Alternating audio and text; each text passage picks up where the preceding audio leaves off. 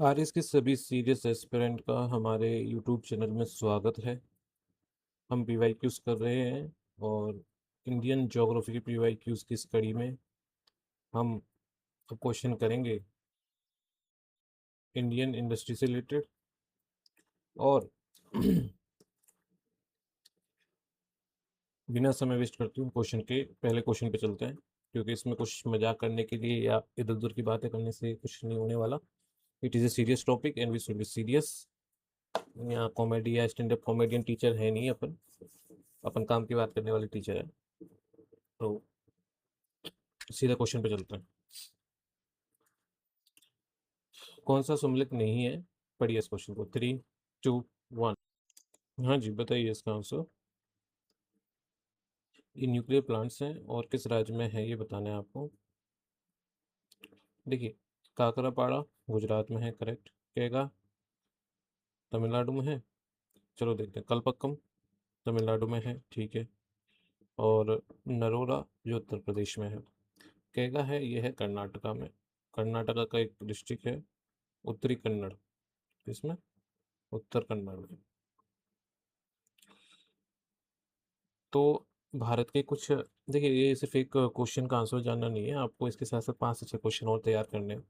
क्योंकि हो सकता है कहेगा दोबारा ना पूछे, लेकिन और न्यूक्लियर प्लांट्स पे क्वेश्चन बन सकते हैं। तो कहेगा जो है वो तमिलनाडु में नहीं है, कर्नाटका में है। अब इंपॉर्टेंट कुछ न्यूक्लियर प्लांट्स हैं वो आप याद करिएगा। देखिए, राजस्थान में कौन सा है?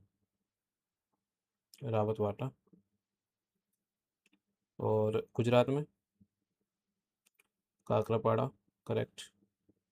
और एक महाराष्ट्र में है, वो बताइए। चलो मैप में ले चलते हैं आपको। ये देखिए, ये राजस्थान में है रावतवाटा। ये गुजरात में है काकरापाड़ा। और ये महाराष्ट्र में है तारापुर। कहेगा हम अभी क्वेश्चन में था ही। कुडनकुलम जो है, ये कहाँ पे बताइए, मैप में देख के बता दीजिए। तमिलनाडु में, ठीक है। और एक कलपक्कम भी है, वो भी तमिलनाडु में ही है। तो मद्रास एपीएस है, इसी को ही कलपक्कम न्यूक्लियर न्यूक्लियर प्लांट के नाम से जानते हैं। यूपी में हो गया नरोरा। तब आपको याद हुए। तो देखिए, यूपी में नरोरा, गुजरात में काकरापाड़ा, महाराष्ट्र में तारापुर, कर्नाटका में बताइए कैगा, और तमिलनाडु में दो हैं, कलपक्कम और कुडनकुलम, करेक्ट। लेकिन इन सब के नाम के से स्टार्ट है, इसलिए कई बार कंफ्यूजन हो जाता है। लेकिन सिर्फ एक ही के साथ है, वो है कैगा कर्नाटका के साथ, ठीक है। एक काकरा के है गुजरात के साथ, और एक के है तमिलनाडु के साथ। देखिए, हम न्यूक्लियर प्लांट से संबंधित जो फैक्ट हमें पता होना चाहिए। तो आप बताइए कि भारत का पहला न्यूक्लियर प्लांट कौन सा रहा। 1969 में ये शुरू हुआ था। और ये है तारा, जो कि कहाँ पे है, महाराष्ट्र में, करेक्ट। भारत का अगर सबसे बड़ा न्यूक्लियर प्लांट कौन सा है? तमिलनाडु का कुडनकुलम, ठीक है। राजस्थान में भी न्यूक्लियर प्लांट है, जो मैं आपको बताया अभी, रावत भाटा। ये भी सबसे भारत के महत्वपूर्ण पावर स्टेशनों में से एक है। अ, इसकी क्षमता क्या है, कितनी है, वो अपन इकोनॉमिक सर्वे वाली वीडियो में करेंगे, क्योंकि अपडेट होती रहती है। हम आपको यहाँ बता देंगे, वो अपडेट हो जाएगी बाद में, तो उसको हमें देखना है। अब एक इंटरेस्टिंग फैक्ट ये कि जितने भी न्यूक्लियर प्लांट्स ये हैं, ये सारे के सारे या तो किसी समुद्र के पास है, या किसी बड़ी नदी के पास है। क्यों? क्योंकि ये जो रिएक्टर है, इनको कूलिंग वाटर की आवश्यकता होती है। फ्रेश वाटर तो यूज़ करने से रहे अपन। तो और क्वेश्चन, इसलिए ये सारे कोई सी पे है, कोई रिवर पे है। तो आप मुझे बता सकते हैं कि जो नरोला है, किस नदी के किनारे पे है? ये किस नदी के किनारे पे नरोला? नहीं, डेफिनेटली गंगा के किनारे पे है, ठीक है। और आप रावत बाटा किसके पास है? यहाँ पे, करेक्ट, चंबल। और किस राज्य में दो न्यूक्लियर प्लांट है?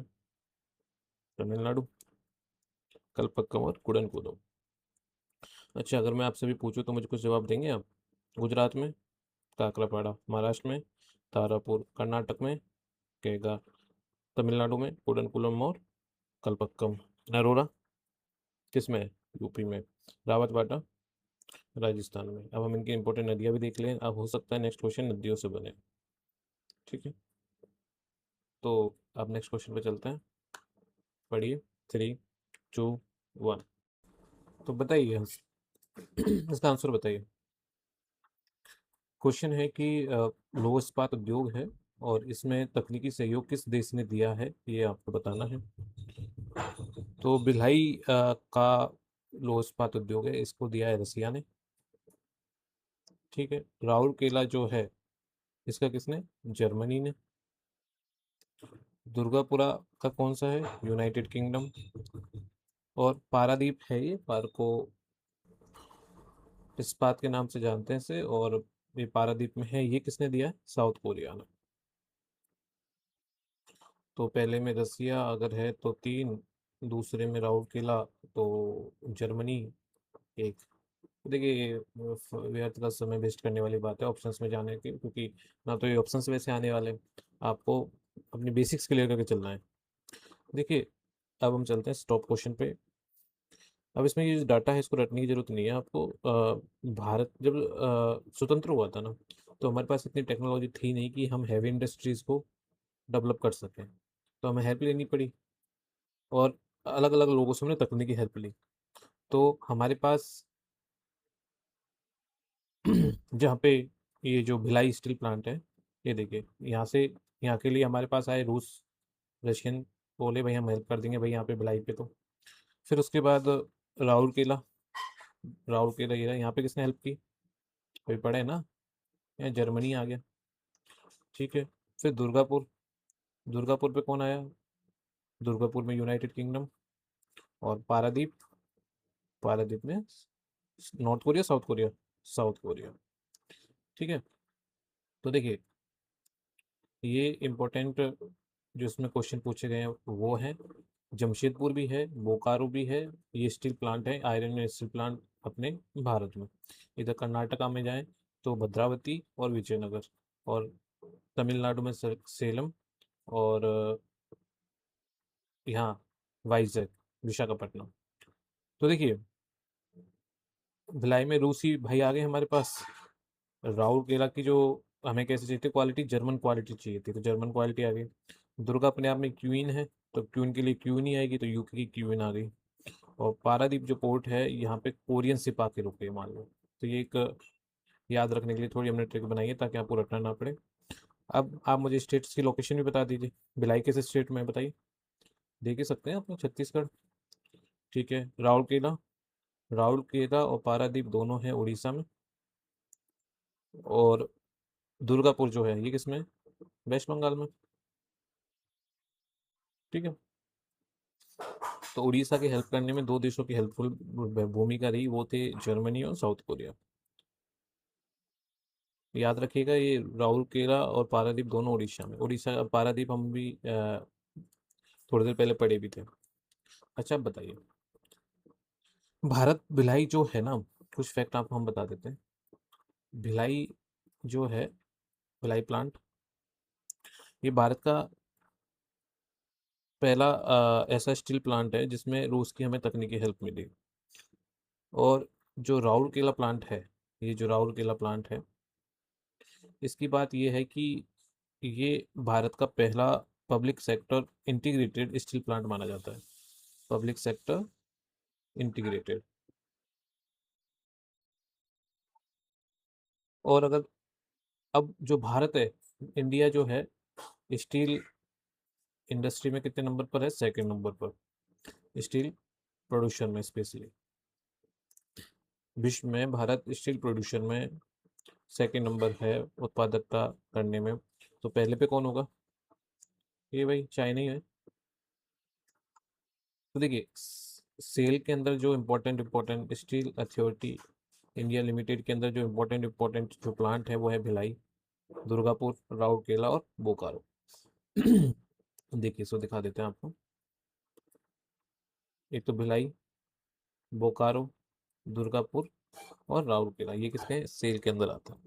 देखिए कुछ क्वेश्चन और पूछे जा सकते हैं, राज्यों के नाम पूछे जा सकते हैं, कौन सा किसमें, ये आपको क्लियर है।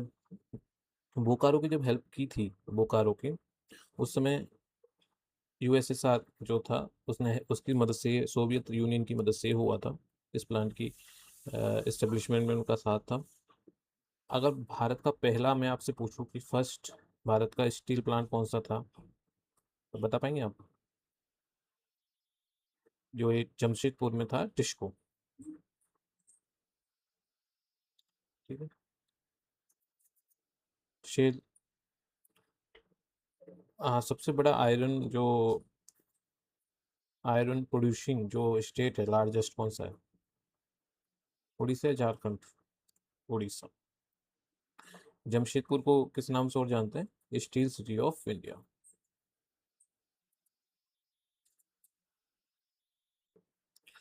तो बताओ, रूस कहाँ था? भिलाई में। और जर्मनी राउरकेला में। ब्रिटेन दुर्गापुर में। और साउथ कोरिया पारादीप में, है ना? याद रखेंगे इस चीज़ को। अच्छा, अब एक चीज़ आती है कि भाई जो स्टील प्लांट्स जो हैं, स्टील प्लांट्स हैं, इन्हें कहाँ बनाया जाता है और किन चीज़ों की इसके लिए रिक्वायरमेंट है? देखिए मेजर 3 चीज़ रिक्वायर्ड होती हैं इसके लिए। पहला है आयरन ओर, लोएस्ट चाहिए, दूसरा कोल चाहिए, और तीसरा इनपुट यहाँ पे चाहिए ट्रांसपोर्टेशन की सुविधा हो, या तो रेल से और या फिर पोर्ट से। इसलिए आपने देखा होगा कि भारत के जो अधिकांश स्टील प्लांट हैं वो या तो झारखंड, उड़ीसा और छत्तीसगढ़ बेल्ट में है। झारखंड, उड़ीसा और छत्तीसगढ़ बेल्ट। और इस बेल्ट को किस नाम से जानते हैं? इस बेल्ट को जानते हैं rust belt of India. Britain की भी हमने, सॉरी, जर्मनी की भी हमने एक रस्ट बेल्ट पढ़ी थी। तो आई होप कि आपके इस क्वेश्चन के थ्रू 10 से 12 क्वेश्चन हमने और तैयार कर लिए हैं। अब हम बिना समय वेस्ट करते हुए नेक्स्ट क्वेश्चन पे चलते हैं। पढ़िए इसको, 3, 2, 1। हाँ जी। तो बताइए इस क्वेश्चन का क्या जवाब है आपके हिसाब से? देखिए क्वेश्चन है कि रिफाइनरीज हैं, और ये रिफाइनरीज स्थापित है इन राज्यों में, और कौन सी कंपनी इनको चला रही है। हमें ढूंढना है क्या, क्या वही कंपनी इसको चला रही है, कोई और है? तो इससे संबंधित हम सारे क्वेश्चन आज निपटा लेंगे यहाँ पे। तो देखिए, तातीपाका जो है, ये आंध्र प्रदेश में है और ओएनजीसी चला रही है, दैट इज करेक्ट।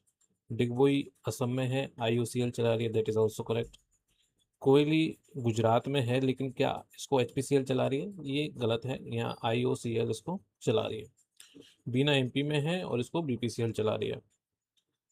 तो देखिए, ये क्वेश्चन से पहले हमें कुछ चीज़ें ये जाननी है। देखिए क्रूड ऑयल निकलता है, और क्रूड ऑयल के हम डायरेक्ट यूज़ कर सकते हैं, वो पॉसिबल है नहीं। क्रूड ऑयल जाता है रिफाइनरीज में। आपने देखा होगा काफ़ी ट्रेनें की बड़ी बड़ी बोगियाँ और पाइपलाइंस के थ्रू क्रूड ऑयल जाता है, उसमें लिखा भी होता है क्रूड ऑयल। और कई बार जब वो उनमें कुछ दुर्घटना हो जाती है या वो लीकेज हो जाता है, तो लोग वहाँ उसको भर के ले जाते हैं। उन्हें ये नहीं पता होता कि क्रूड ऑयल किसी यूज का नहीं है।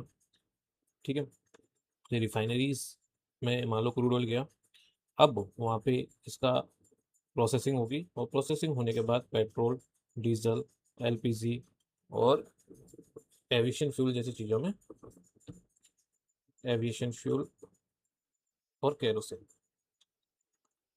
इससे बनाई जाएंगी। अब आपको जानना है कि चलो ये प्रोसेस हो गई, अब वो जो रिफाइनरी है उसको कौन सी कंपनी चला रही है, क्योंकि ये तो इम्पोर्टेंट है ना। अब बात आती है कि आईओसीएल जो कंपनी है, ये मेजरली एक कोयली और डिगबोई को चला रही है। तो डिगबोई असम में है और कोयली जो है ये गुजरात में है ही। तो कुछ और कंपनीज हैं, वो कौन कौन सी चला रही हैं ये हम देख लेते हैं। देखिए, रिफाइनरी का मैप से समझते हैं। ये बीना है, बीना को बीपीसीएल चला रहा है। और ये बीपीसीएल, बीपीसीएल में और कौन सा है? बीपीसीएल में कोची है और बम्बई है, ये बीपीसीएल का है। ठीक है। अब हम बात करते हैं कि एचपीसीएल कौन चला रहा है। तो एचपीसीएल, मुंबई में एचपीसीएल भी है, और विशाखापट्टनम जो है वाइजैक, इसमें एचपीसीएल है। अब एक आता है ओएनजीसी की, ओएनजीसी को कौन चला रहा है भाई? तो ओएनजीसी को चला रहा है,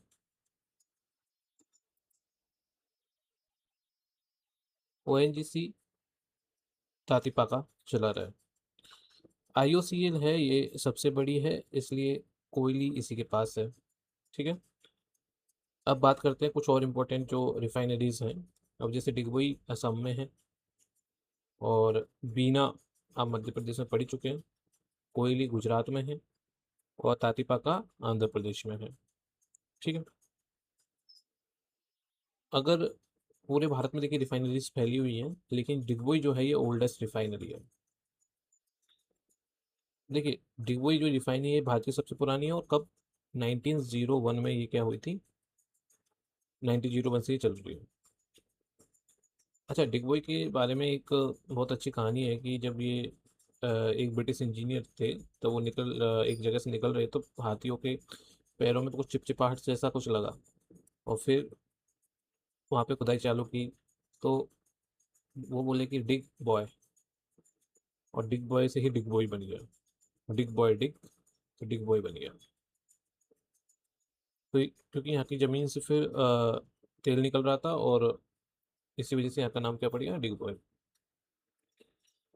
भारत की सबसे बड़ी जो रिफाइनरी है वो है जामनगर की, सबसे बड़ी। और ये किसकी है, दिख ही रहा है आपको, RIL, रिलायंस की।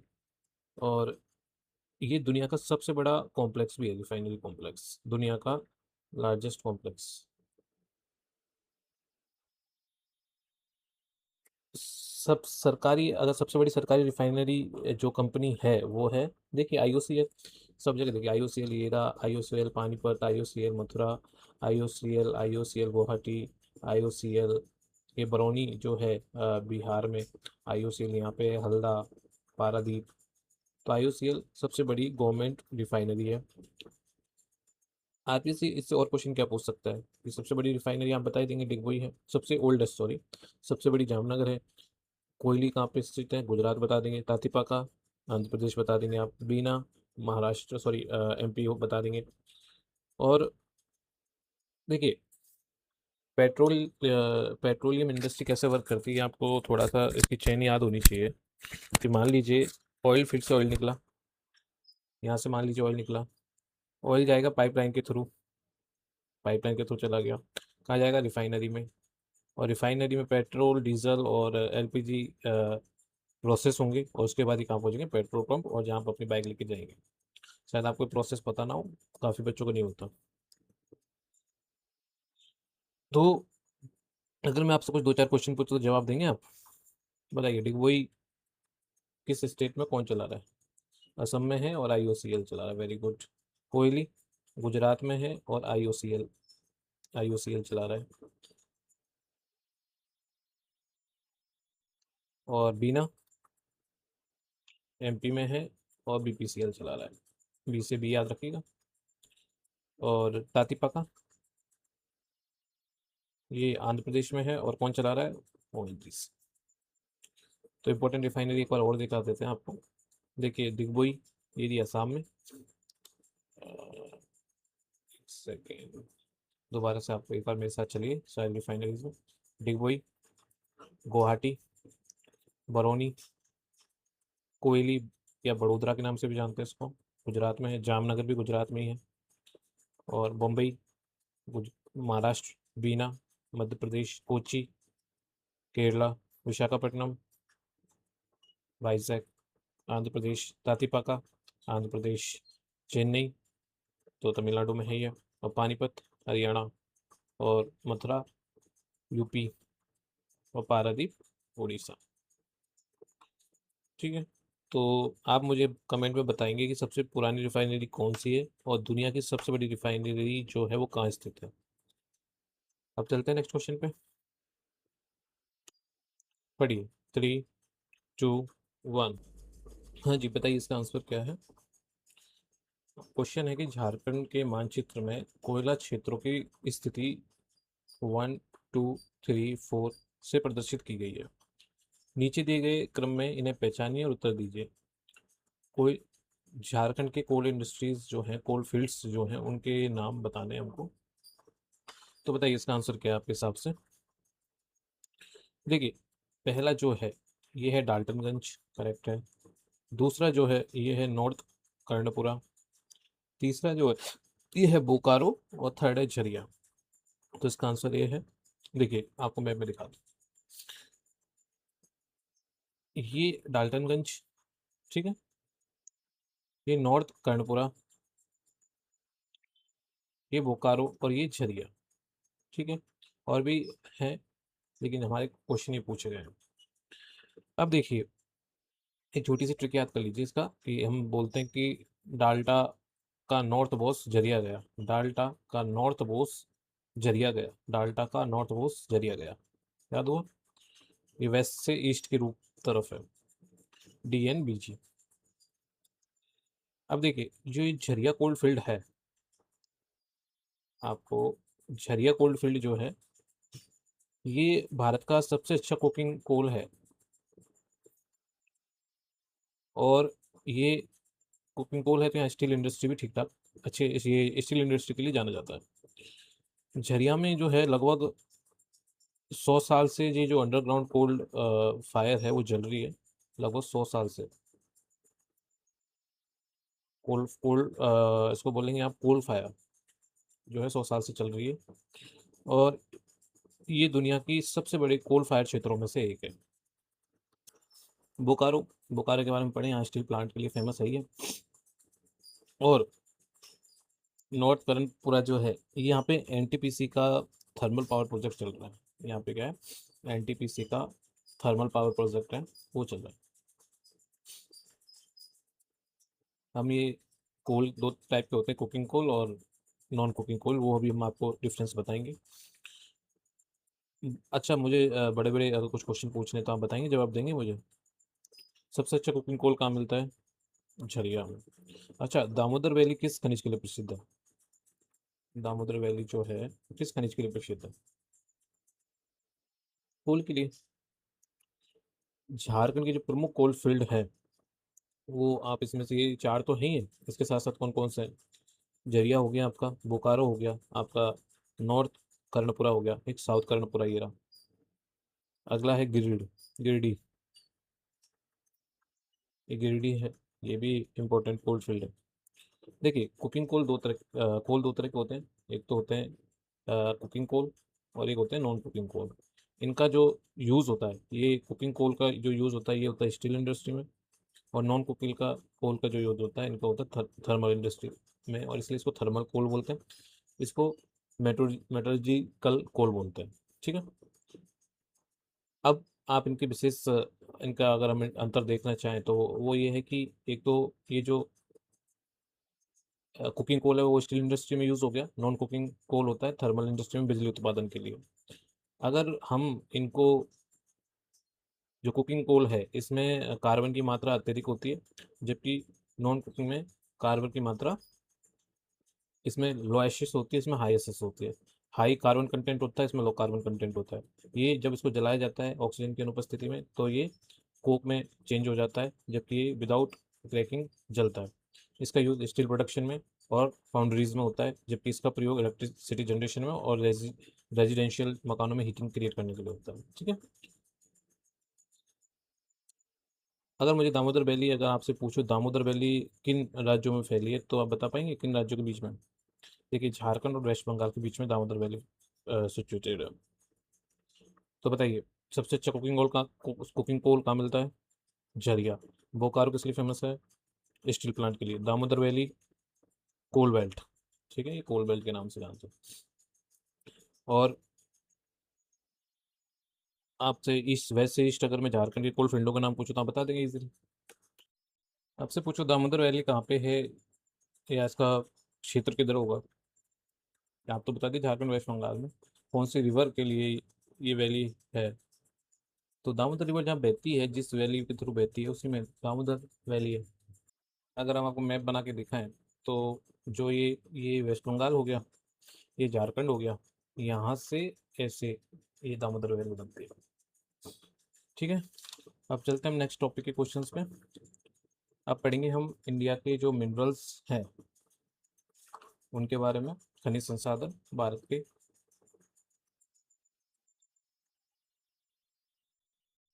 ठीक है, अब इन खनिज संसाधनों को पढ़ते हैं बिना टाइम वेस्ट करते हुए। नेक्स्ट क्वेश्चन पे चलता हूं जी। तो बताइए स्टूडेंट, इस क्वेश्चन का आंसर क्या है? 3, 2, 1। हाँ जी, बताइए आंसर। देखिए, मयूरभंज जो है ये है उड़ीसा में। कुद्रेमुख जमाब जो है ये है कर्नाटका में।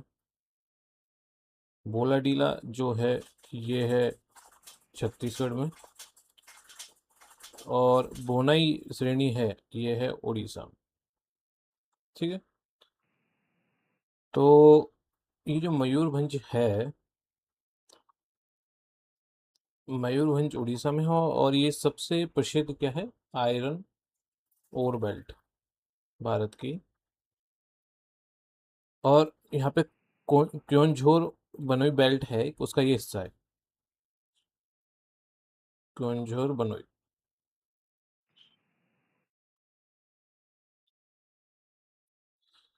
कुद्रेमुख कर्नाटका में है, और मैग्नेटाइट जो आयरन ओर है उसका ये प्रमुख उत्पादक है, मैग्नेटाइट आयरन ओर का। बोलाडीला जो है ये छत्तीसगढ़ में, छत्तीसगढ़ के जो बस्तर जिला जो आपने सुना होगा उसमें है। और भारत का सबसे उच्च गुणवत्ता वाला जो आयरन ओर है, आयरन ओर है हेमेटाइट, यहाँ पाया जाता है। अच्छा, यहाँ पे जो एनएमडीसी की जो खाने हैं वो यहीं की है, नेशनल मिनरल डेवलपमेंट कॉरपोरेशन की जो खाने हैं, जो लार्जेस्ट आयरन और प्रोड्यूसर कंपनी है। बोनाई की बात करें तो बोनाई जो है ये उड़ीसा में ही है, और उड़ीसा का दूसरा, सेकंड लार्जेस्ट आयरन और बेल्ट है। और बोनाई जो हम आगे ऊपर बताए, क्योंझर बोनाई, ये ये इसी बेल्ट का हिस्सा है, क्योंझर बोनाई बेल्ट का। देखिए, भारत का जो सबसे बड़ा सबसे बड़ा आयरन और प्रोड्यूसर स्टेट तो उड़ीसा है ही है। उड़ीसा लार्जेस्ट क्या है? आयरन और प्रोड्यूसर। ठीक है, और ये बोलाडीला आयरन और जो है, बोलाडीला, इसमें 65 से 68% आयरन कंटेंट अवेलेबल है। और दुनिया का जो सर्वश्रेष्ठ आयरन ओर है हेमेटाइट, उसमें इसको गिना जाता है। कुद्रेमुख जो है ये सरेली सरली पाइपलाइन है, स्लरी पाइपलाइन प्रोजेक्ट के लिए क्या है? प्रसिद्ध है। देखिए, भारत में ये जो स्लरी पाइपलाइन का जो नेटवर्क है इसको बढ़ाया जा रहा है, वो काफ़ी तेज़ी से बढ़ रहा है। एक्चुअली इसकी वजह ये है कि ये ये जो पाइपलाइनें हैं इनके माध्यम से लोहे जैसे अयस्क और जो कि भारी होते हैं, इनको क्या करते हैं, पानी में मिलाकर, इन खनिजों को पानी के साथ मिलाकर एक पेस्ट के रूप में एक जगह से दूसरी जगह भेजा जाता है। देखिए, इससे फ़ायदा ये है कि सड़क, और एक तो ये सड़क और रेल मार्ग के मुकाबले काफ़ी सस्ता पड़ता है, और दूसरा फ़ायदा ये है कि पर्यावरण के ये अनुकूल है। तो ये प्रोजेक्ट के लिए ये जो कुद्रेमुख है ये फेमस है। तो कुद्रेमुख में क्या है कि भारत में जो स्लरी पाइपलाइन तकनीक का इसे जन्मदाता माना जाता है। और सबसे पहला ऐतिहासिक जो उदाहरण है वो यहीं का मिलता है। कर्नाटक में एक जगह है चिकमंगलूर जो है, उसके पश्चिमी घाट पर स्थित ये जो कुद्रेमुखी आयरन और कंपनी लिमिटेड, जिसको KIOCL के नाम से जानते हैं, ये भारत की पहली लंबी दूरी की क्रॉस कंट्री स्लरी पाइपलाइन विकसित की करने वाली कंपनी है। कंपनी का नाम बताइए मुझे। KIOCL। ठीक है, इससे इंपॉर्टेंट फैक्ट यही थे। और अब आप मुझे कुछ क्वेश्चंस का जवाब दे दीजिए। भारत का सबसे बड़ा आयरन और प्रोड्यूसर कौन सा स्टेट है? उड़ीसा, करेक्ट। और बोनी रेंज कहाँ पे है? जो वो भी उड़ीसा में, बोनी। एनएमडीसी जो है किस आयरन और की माइनिंग के लिए कहाँ कहाँ वर्क कर रही है? तो एक तो ये बिलाडीला और डोनी मलाई में, ठीक है। हेमेटाइट और मैग्नेटाइट में कौन बेहतर है? अगर मैं हेमेटाइट और मैग्नेटाइट में कौन बेस्ट है? हेमेटाइट। देखिए भारत की प्रमुख जो बेल्ट है, किसकी? आयरन और बेल्ट, उनका जान लेते हैं। एक तो है उड़ीसा झारखंड बेल्ट, ठीक है। दूसरी है दुर्ग, बस्तर और छत्तीसगढ़ बेल्ट। एक तीसरी है बेल्लारी, चित्रदुर्ग, चिकमंगलूर और तुमकुरू बेल्ट। एक है महाराष्ट्र और गोवा बेल्ट, ठीक है। तो मैप तो देखना ही पड़ेगा इसका अपन को। तो देखिए, ये है उड़ीसा झारखंड बेल्ट, ये है दुर्ग बस्तर और चंद्रपुर बेल्ट, ये महाराष्ट्र और गोवा बेल्ट, और ये है बेल्लारी चित्रदुर्ग चिकमंगलूर और तुमकुर बेल्ट। ये आयरन ओर की बेल्ट है। एग्जाम में कभी मेंस में भी इंपॉर्टेंट हो सकता है, तो ये आप यहाँ से जान सकते हैं। तो चलो रैपिड रिवीजन करते हैं 10 सेकेंड मुश्किल से। Kudremukh Karnataka, Bailadila Chhattisgarh, Mayurbhanj Orissa, Bonai Orissa. Largest iron ore producer कौन सा स्टेट है? उड़ीसा। बेस्ट क्वालिटी का जो हेमेटाइट है वो कहाँ मिल रहा है? बेलेडाइल, बेलेडिला, ठीक है। देखिए ऐसे याद रख लीजिए, ट्रिक देते हैं आपको। के और बीबी। के कर्नाटका कुद्रेमुख, बेलाडीला बस्तर, ठीक है। तो आपके बाकी जो मयूरभंज और बोनी तो उड़ीसा में ही। तो देखिए ये यूपीएससी के लिए भी इम्पोर्टेंट है, आयरन ओर पे जो क्वेश्चन आते हैं, और हमने इसको कम्प्लीटली मैप के अकॉर्डिंग पढ़ ही लिया है। तो अब इसके नेक्स्ट, अब नेक्स्ट क्वेश्चन पे चलते हैं। पढ़िए। 3, 2, 1। हाँ जी, बताइए इसका आंसर। देखिए यहाँ पे है 1, यहाँ पे है 2, यहाँ पे है 3 और यहाँ पे है 4। इस हिसाब से बताइएगा, दिख नहीं रहा होगा आपको। तो देखिए ये हमने क्वेश्चन है कि मानचित्र में तेल शोधशालाओं की स्थिति 1, 2, 3, 4 से प्रदर्शित की गई है।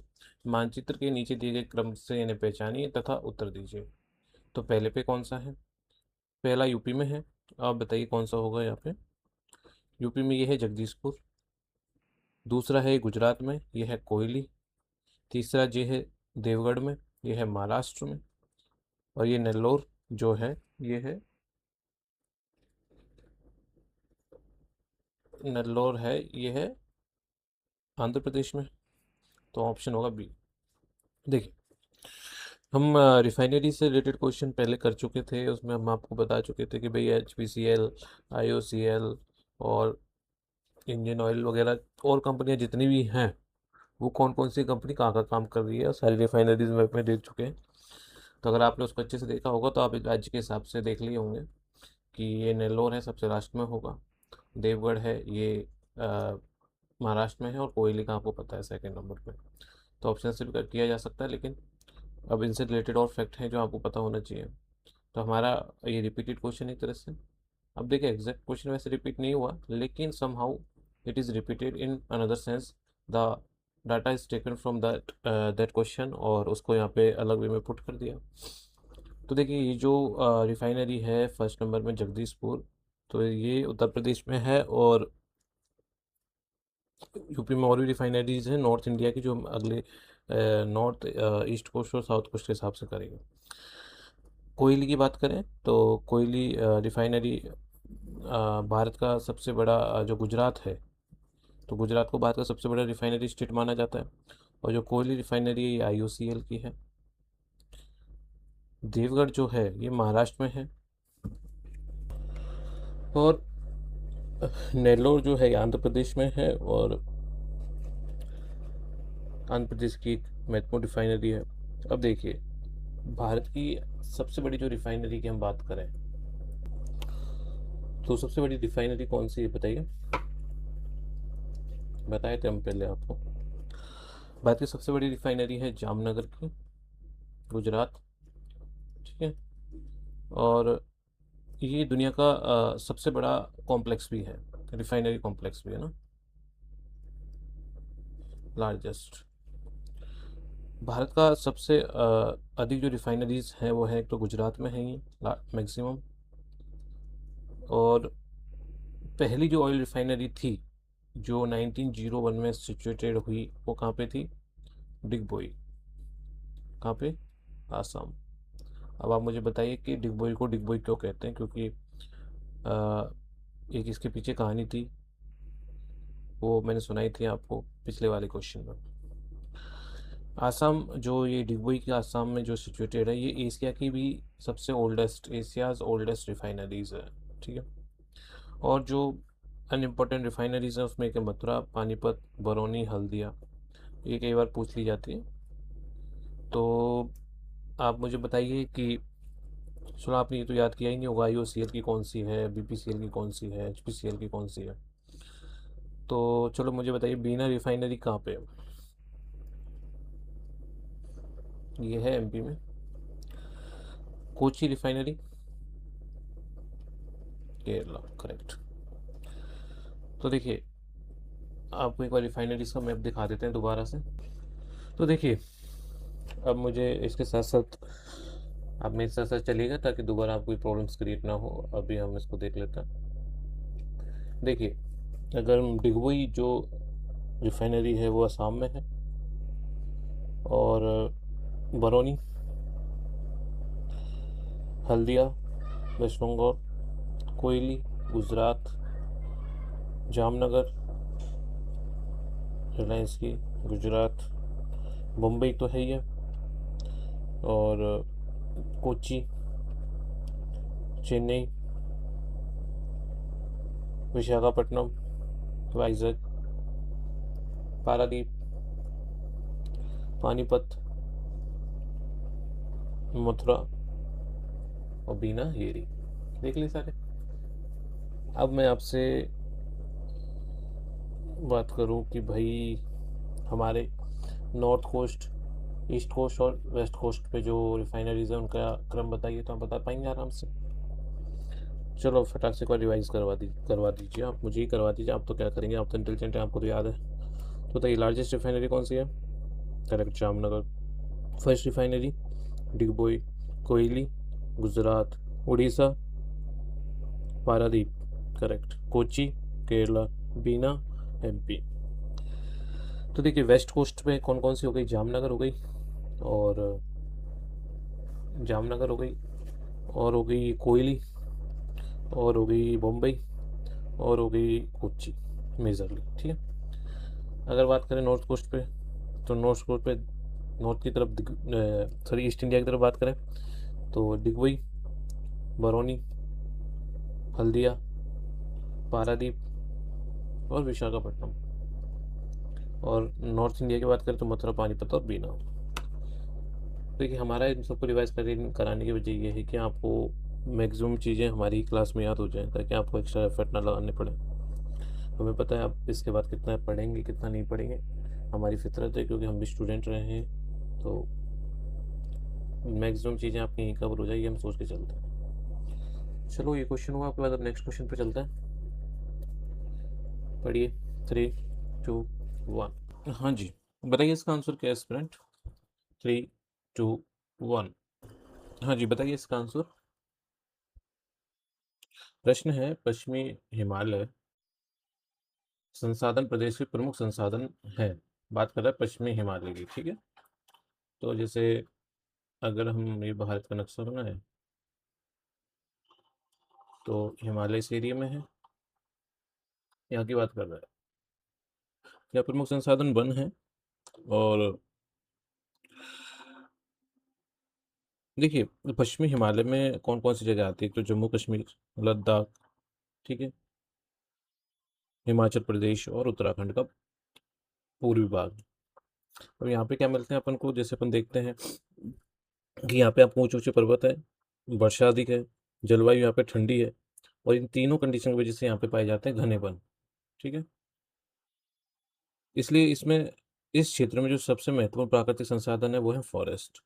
यहाँ पे कौन कौन से वन पाए जाते हैं? देखिए, एक तो देवदार के पेड़ के वन है, यहाँ पे चीड़ के हैं, फर है, स्प्रूस है, और ओक ट्रीज। देखिए ये देवदार है, देखा होगा आपने, काफी हिमालय, ये शिमला या पहाड़ी क्षेत्रों में जैसे ही ऊंचाई पे पहुंचते हैं तो ये स्टार्ट हो जाता है। और यहाँ पे औषधियों के जो पौधे हैं वो भी काफी प्रमुख मात्रा में पाए जाते हैं।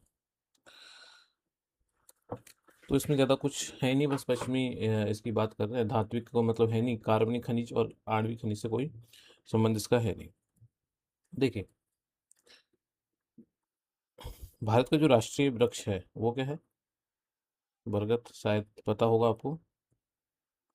और अगर हम पश्चिमी हिमालय की बात करें तो पश्चिमी हिमालय में है देवदार। और अगर पश्चिमी हिमालय की पहचान ही जब अपन पहुंचते हैं तो ये देवदार दिखती है अपन को, पहाड़ी इलाका स्टार्ट दिखने लगता है। हिमाचल प्रदेश को वहाँ पे स्टेट ऑफ एप्पल या एप्पल स्टेट ऑफ इंडिया के नाम से भी जाना जाता है। यहाँ पे बागवानी बहुत ज़्यादा है। और अगर पश्चिमी हिमालय में और इम्पोर्टेंट फैक्ट की बात करें तो देखिए, ग्रेट हिमालय, पश्चिमी जो हिमालय है इसमें कौन कौन से हैं? ग्रेट हिमालय नेशनल पार्क, दूसरा वैली ऑफ फ्लावर्स, और एक और है, बताइए, बायोस्फीयर रिजर्व है, वो है नंदा देवी। ठीक है। ये प्रमुख संरक्षित क्षेत्र यहाँ पर हैं। नदियों की बात कर लें तो नदियों में है इंडस, सतलज, रावी, ब्यास और चिनाब। और अगर आपसे कुछ मैं क्वेश्चन पूछूं तो बता सकते हैं कि भाई आप चलो बताइए कि भारत का सबसे बड़ा फॉरेस्ट कवर किस राज्य में है? फॉरेस्ट कवर, ये एमपी में। और प्रतिशत के हिसाब से सबसे अधिक फॉरेस्ट कवर वो है मिजोरम में, परसेंटेज के हिसाब से ना। चलो कुछ क्वेश्चंस के जवाब दीजिए दीजिए फटाफट। अ, देवदार के वन कहाँ कहाँ मिलेंगे आपको? हिमाचल प्रदेश में मिल जाएंगे, उत्तराखंड में मिल जाएंगे, जम्मू कश्मीर में मिल जाएंगे। एप्पल स्टेट ऑफ इंडिया क्या है? हिमाचल प्रदेश या Uttarakhand? Himachal Pradesh. Valley of flower कहाँ पे है? ये Uttarakhand. Great Himalaya national park कहाँ पे है? ये है हिमाचल प्रदेश। तो पश्चिमी हिमालय से निकलने वाली प्रमुख नदियाँ आपको हमने बताई दी, एक बार बोल दीजिए देख के। देखिए, हिमालय को अगर हम तीन तीन क्षेत्रों में इंटरसेक्ट करें, मान लीजिए, तो ये मान लीजिए तीन हिमालय हैं। तो पश्चिम हिमालय जो है यहाँ पे है, वन है, बागवानी है, और एक और चीज़ मिलेगी आपको यहाँ पे, वो है जल विद्युत। ठीक है। यहाँ पे जो है, यहाँ पे है मध्य हिमालय में एक तो पर्यटन, और दूसरा है यहाँ पे फल। मेजरली ये चीज़ें, ये संसाधन यहाँ पे पाए जाते हैं, और इनको याद रखेंगे तो कल को कोई क्वेश्चन पूछा जाए तो आप जवाब इनका इस कॉमन सेंस से भी दे पाएंगे। अगला है पूर्वी हिमालय, तो यहाँ पे है बायोडाइवर्सिटी, और क्या है बताइए? चाय है, और एक है बांस। ये संसाधन इसके हिमालय के तीनों भागों में डिफरेंट डिफरेंट पाए जाते हैं। अगर मैं आपसे पूछूं कि तीनों भागों में अगर संसाधन की प्रचुरता, तो फॉरेस्ट, ऐसे देखिए, फॉरेस्ट पश्चिम में, मध्य में हो जाएगा फ्रूट, और हाइड्रो पावर नीचे हो जाएगा। ठीक है, ऐसे याद कर सकते हैं आप। देखिए, इस टॉपिक से फॉरेस्ट, नेशनल पार्क, बागवानी, जल विद्युत परियोजना, और हिमालय राज्यों से जो जुड़ी हुई सीमाएं हैं, और इंटरनेशनल बाउंड्री, इनसे संबंधित क्वेश्चन मल्टीपल टाइम बनते हैं। तो ये क्लियर हुआ आपको? अब चलते पर नेक्स्ट क्वेश्चन पे, पढ़िए और उसका जवाब सोचिएगा। पढ़िए, 3, 2, 1। हाँ जी। बताइए इसका आंसर। प्रश्न है, छोटा नागपुर पठार जिस संसाधन से समृद्ध है वो कौन सा संसाधन है? बताइए। देखिए, अ, आपसे ये कहा जाए कि छोटा नागपुर पठार किससे है, अगर आपसे ये कहे कि मिनरल स्टोर हाउस कहाँ है, तो उसका जो जवाब है बिना सोचे समझे आपको देना है छोटा नागपुर पठार। तो ये मिनरल्स के लिए फेमस है, पहली बात तो ये। छोटा नागपुर पठार जो है ये देश का सबसे बड़ा खनिज भंडार माना जाता है, mineral store house of India. ठीक है। मुख्य रूप से इन किन किन राज्यों में फैला हुआ है ये? तो एक तो झारखंड, उड़ीसा, छत्तीसगढ़ और वेस्ट बंगाल का कुछ भाग है। झारखंड में इसका सबसे बड़ा भाग है वो झारखंड में है। और भारत के जो अधिकांश हैवी इंडस्ट्रीज हैं इसी क्षेत्र में विकसित हुए हैं, क्योंकि देखिए क्या चाहिए उसके लिए, कोयला चाहिए और खनिज मिनरल्स चाहिए। तो वो यहाँ प्रचुर मात्रा में है, इसलिए मैक्सिमम जो हैवी इंडस्ट्रीज हैं वो यहीं पे डेवलप हुई हैं। अच्छा, यहाँ और कौन कौन से आपको खनिज मिलते हैं? तो एक तो कोयला, आयरन ओर, मीका, बॉक्साइट, तांबा, यूरेनियम और मैग्नीज। ठीक है। इसलिए इन सारी चीज मिलती हैं यहाँ पे, इसलिए इसको क्या कहते हैं, रूल ऑफ इंडिया। देखिए, झारखंड का मतलब सीधा सा है कि खनिज का खजाना। आप बस इतना याद रखिएगा। कौन कौन से उद्योग अगर यहाँ पे हम पूछें तो आप डेवलप हुए हैं इस छोटा नागपुर पठार में, स्पेशली झारखंड से या झारखंड के आसपास? तो एक ट्रिक देते हैं आपको, GTBR। G for Jamshedpur, Jamshedpur Tata steel. I for sorry, T for TISCO. ठीक है। B for Bokaro steel plant and R for Ranchi. और Ranchi specially for heavy engineerings, heavy engineering corporation. ठीक है। तो भारत का जो, अब कुछ इससे रिलेटेड फैक्ट भी जान लेते हैं अपन। भारत का जो सबसे पहला निजी स्टील जो संयंत्र है वो कौन सा है? वो है टाटा स्टील। और ये कहा था जमशेदपुर में, ये वाला। अच्छा, ये कब किस ईयर में ये स्टार्ट हुआ? ये था 1907 में। भारत का सबसे बड़ा कोयला क्षेत्र कौन सा है? हम पढ़े हैं इसको, झरिया कोल फील्ड जो है, ये क्या है, सबसे बड़ा कोल फील्ड है। और कहाँ पे है झरिया? धनबाद। और धनबाद कहाँ पे है? झारखंड। देश का सबसे बड़ा जो लौह अयस्क है आयरन ओर, वो है सिंह भूमि। सिंह भूमि में, झारखंड में। और एक बेल्ट और है जहाँ पाई जाती है आयरन मैक्सिमम मात्रा में, वो है क्योंझर बेल्ट। हम पढ़े थे क्योंझर बेल्ट के बारे में, क्योंझर और मयूरभंज।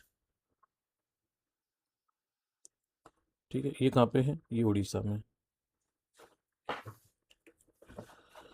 अगर बात करें हम हैवी इंजीनियरिंग कॉरपोरेशन की, तो वो आप रांची में हम बताएं आपको, हिंदी हैवी इंजीनियरिंग कॉरपोरेशन। देखिए, और कौन से क्वेश्चन पूछे जा सकते हैं, इन्हीं क्वेश्चंस का थोड़ा रिवाइज कर लेते हैं, आप मुझे जवाब दीजिएगा। भारत का मिनरल स्टोर हाउस कौन सा है? छोटा नागपुर पठार। इसको और क्या कहते हैं? रूल ऑफ इंडिया कहते हैं। कोयले के लिए कौन सा क्षेत्र प्रसिद्ध है? वो है झरिया। ठीक है। बोकारो किसके लिए है? बोकारो स्टील के लिए है फेमस। टाटा स्टील कहाँ पे है? जमशेदपुर में है। अच्छा, अगर लोहा अयस्क प्लस कोयला साथ साथ कहाँ मिलते हैं?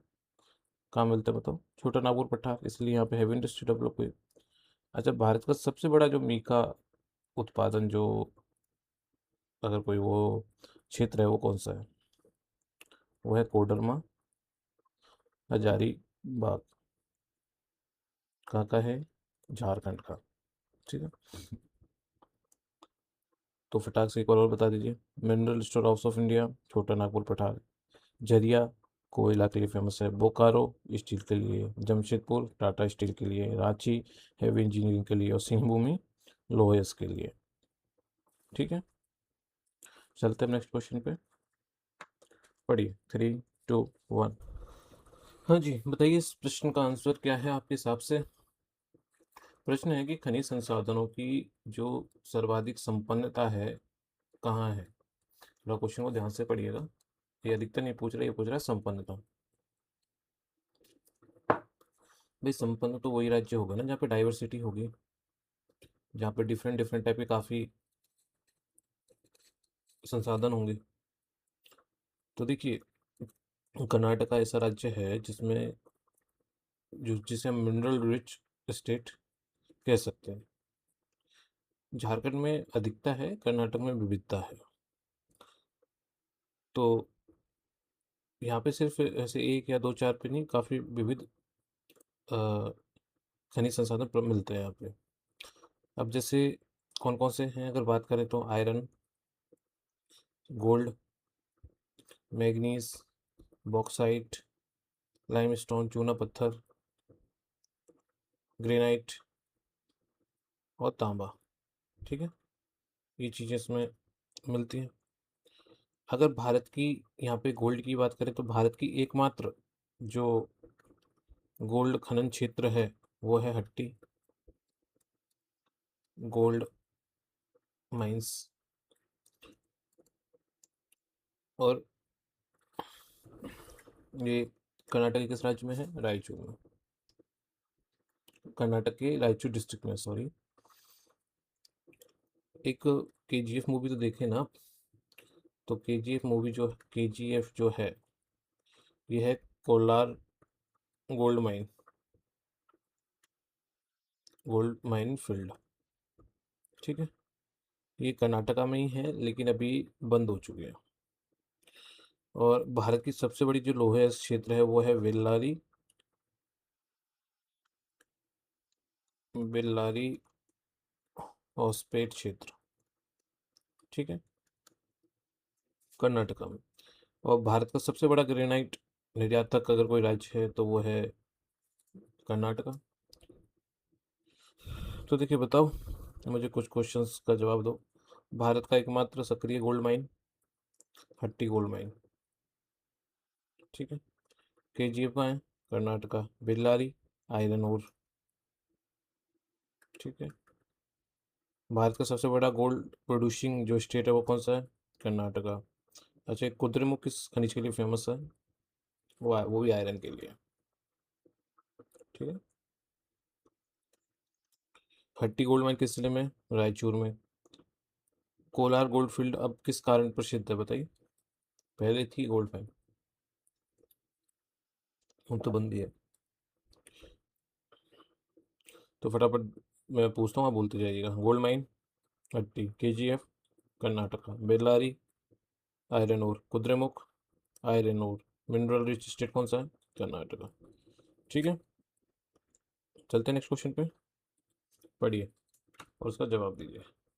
अच्छा, ये देख लीजिए, ये भारत का मिनरल ऑफ इंडिया का मैप है। और आप यहाँ पे देखिए, ये कर्नाटका की बाउंड्री है।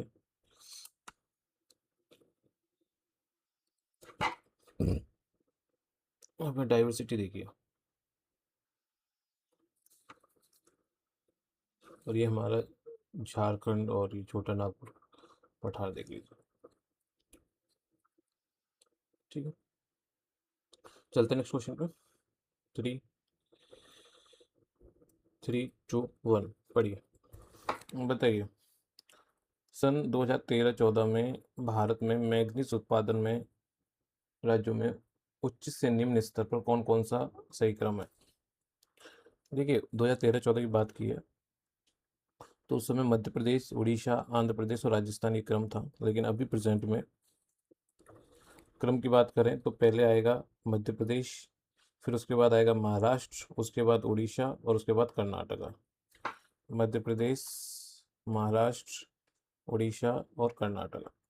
ठीक है, तो ये ठीक है, बीच में महाराष्ट्र की एंट्री होती है और यहाँ कर्नाटका, कर्नाटका और आंध्र प्रदेश इक्वलेंट है लगभग। तो चल जाएगा। और हम इकोनॉमिक सर्वे पढ़ेंगे भारत का, तब इसमें को और अपडेट करेंगे, लेकिन फिलहाल ये क्रम याद रखिएगा। तो देखिए, चलो ये तो खैर चेंज होता रहता है, डायनेमिक है, लेकिन जो स्टैटिक चीज़ें वो जान लेते हैं। देखिए मैग्नीज जो है, इसका यूज़ किस में होता है? इसका यूज़ होता है स्टील बनाने में, ठीक है। और स्टील बनाने के लिए सबसे इम्पोर्टेंट क्या है? एलॉय मटेरियल, एलॉय मेटल है सबसे इम्पोर्टेंट मिश्र धातु। अच्छा, अगर इसको हम लोहे में मिलाते हैं, तो लोहे में मिलाने से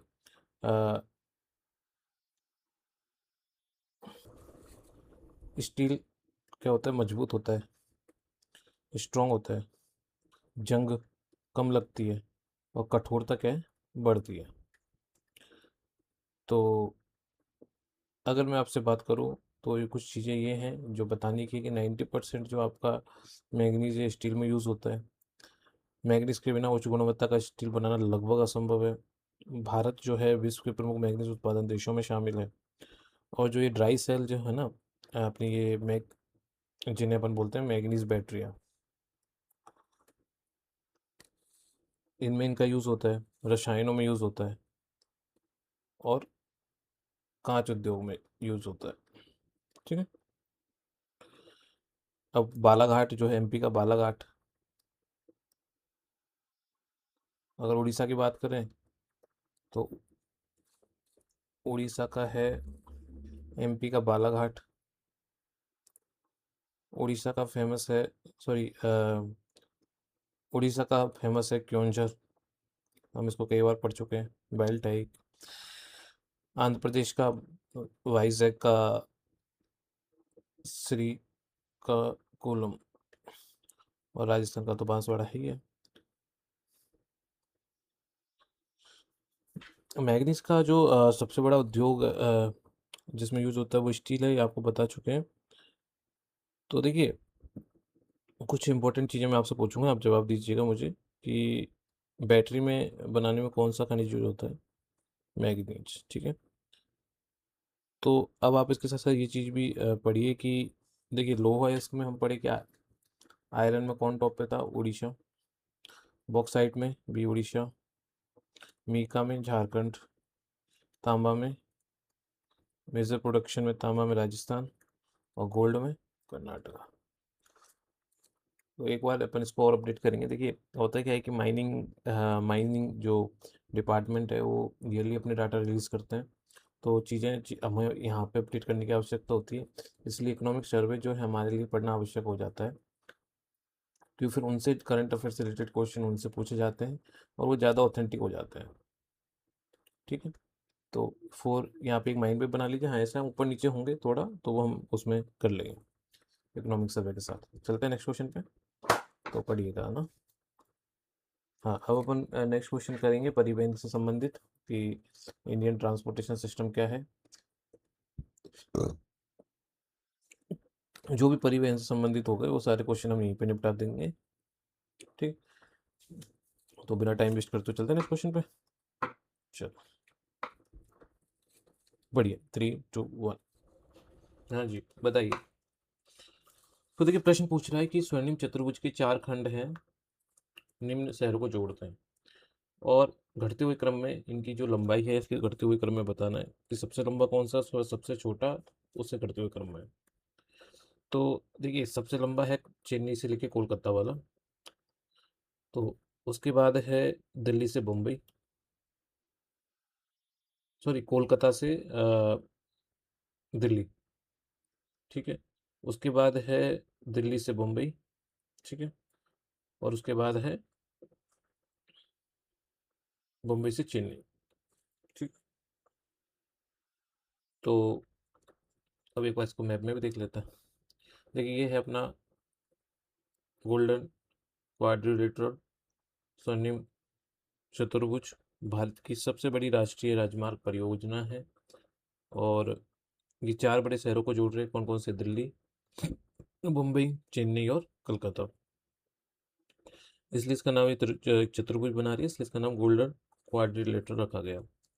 इसकी अगर कुल लंबाई की बात करें, तो कुल लंबाई है इसकी 5846 किलोमीटर, ठीक है।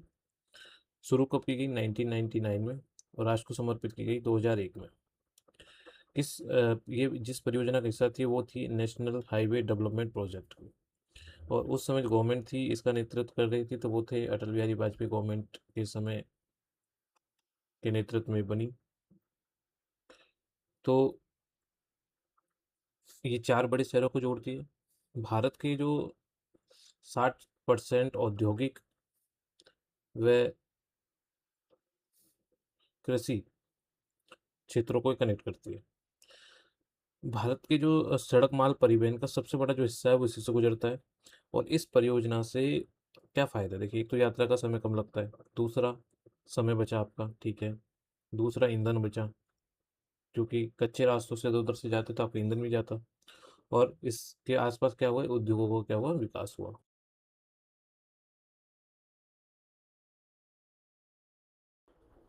तो ये गोल्डन क्वाड्रिलेटरल है, देखिए।